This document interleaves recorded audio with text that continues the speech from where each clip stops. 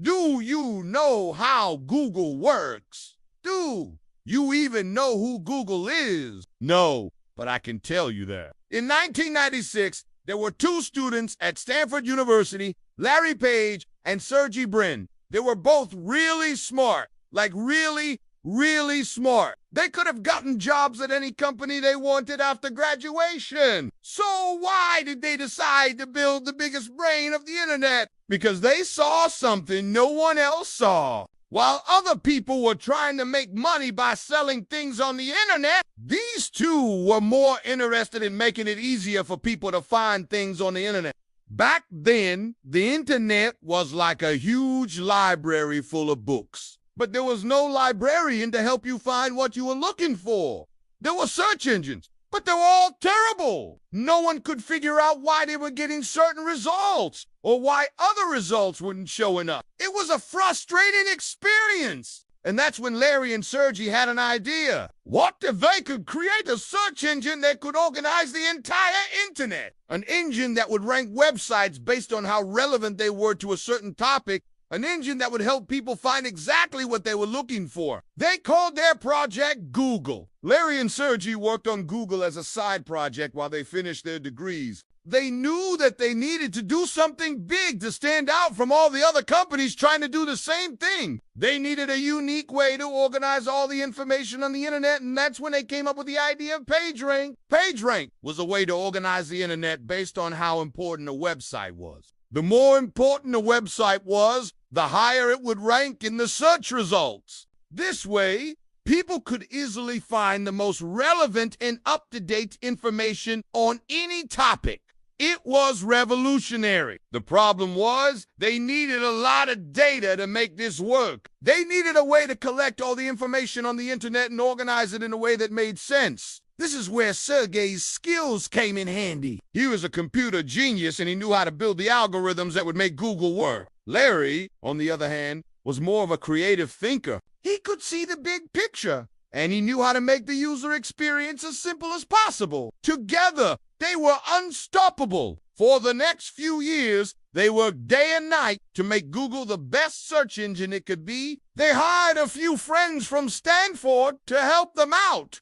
And soon they had a small team of 5 working on Google. They didn't have much money, but they did have something else. Passion. They were all passionate about what they were doing, and that kept them going even when things got tough. In 1998, Larry and Sergey decided to take their company public. They sold 20% of Google to investors and raised $100 million. With this money, they could hire more people, build better algorithms, and expand to new markets. Google was growing fast, but the competition was fierce. Yahoo and Microsoft were both trying to build their own search engines, and they were unafraid to spend billions of dollars to do it. Larry and Sergey knew that they needed to do something big to stand out. This is where Larry's skills came in handy. He had a knack for marketing, and he knew how to make Google stand out from the crowd. He launched a new ad campaign that read, "Do want they be evil," and it was an instant hit. People loved it. It was funny, it was clever, and it was different. Soon, everyone was talking about Google and its mission to don't be evil. In no time, Google became the most popular search engine in the world. But Larry and Sergey never forgot their roots. They never forgot the hard work and dedication that went into building Google. They could have sold the company to Microsoft for billions of dollars, but they wanted to keep Google independent. They wanted to keep the company culture that had made Google so successful in the first place. So they turned down Microsoft's offer and decided to keep building Google. Over the next few years, Google grew into a massive company. They expanded to new markets, acquired other companies, and developed new products. But through it all, Larry and Sergey remained humble. They knew that none of this would have been possible without the hard work of their employees, so they took care of their employees. They offered them great salaries, amazing benefits, and unlimited vacation time. They also gave their employees a say in how the company was run. Every employee was encouraged to speak up and share their ideas. This created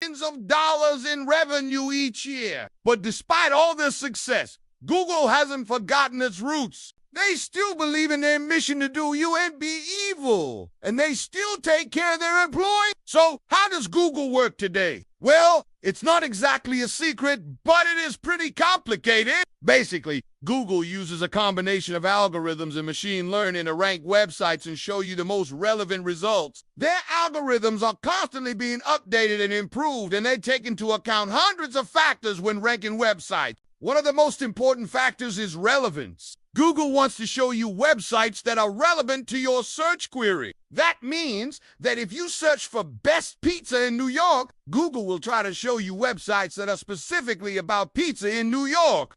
Another important factor is authority. Google wants to show you websites that are authoritative on the topic. That means that if you search for how to fix a leaky faucet, Google will try to show you websites that are written by experts. Finally, Google also takes into account popularity. They want to show you websites that are popular on the topic. That means that if you search for best iPhone app, Google will try to show you websites that have been recommended by other users. As you can see, Google does a lot of work behind the scenes to give you the best possible search experience, and it's all thanks to the hard work and dedication of the people who work there. If you ever get the chance to work at Google, you should definitely take it. It's a great place to work, and they'll get the opportunity to build some of the coolest products in the world. Who knows? Maybe you'll even come up with a new algorithm that'll make Google even better. Now, let's talk about how you can apply this knowledge to your own life. First off, you should always be learning. The world is constantly changing, and you need to be able to adapt. If you stop learning,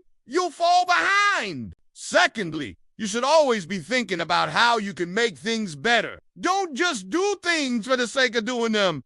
Always ask yourself if there's a better way to do things. Finally, you should always be taking care of others. This includes taking care of your family and friends, but it also includes taking care of your customers and clients. If you take care of others, they'll take care of you. So there you have it. The story of Google and how two students built the internet's brain. It's a story of hard work, dedication, and innovation. It's a story that shows that anything is possible if you set your mind to it. So never give up on your dreams, no matter how big they are.